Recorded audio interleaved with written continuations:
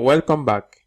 Let's continue from where we stopped in the last video, and we're going to go over to this button.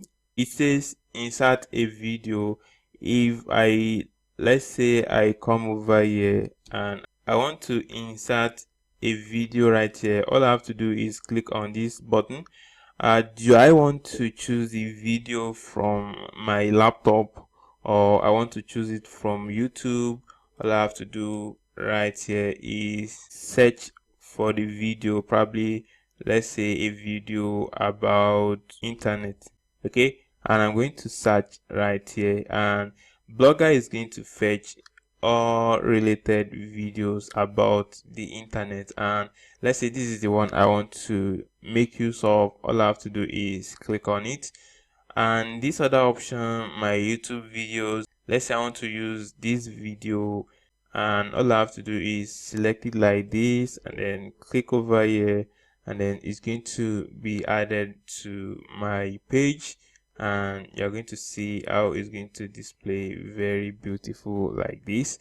Then so also we have this icon if you want to insert special character into your page, maybe currency sign and all those sort of things. So you can come over here, or you want to make use of any of these. Many of them are right here. You can do that in this special character icon. So also, let's say our post or page is so long and we want to divide it into probably two, so that at the end where we want it to stop, Blogger is going to display read more, so that the user can click on it in order to display the full post or page. So all you have to do is click like this and click on this. So everything down from here is going to be hidden until the user clicks on read more button.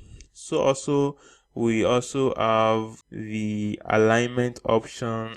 You can always select all your posts like this if you want to align them, if you want to justify, if you want to align to the middle, if you want to align to the right. So all those sort of things, and I'm going to make use of this. So also if you have some items you want to number, you can come right here and select your numbering. This is another option. And let's say we want to make a quote from our posts, and I'm going to make this one to be centered.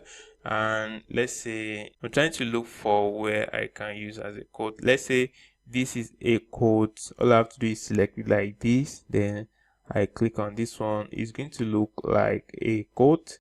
Then in this option you have the ability to remove formatting from your page or post, and lastly this one you'll be able to check the spelling if there's any error on your post or page. The tool, the icon is going to show them so that you can review if it's actually not correct, or if there is need to be, so that you can make all the necessary correction to your post or page.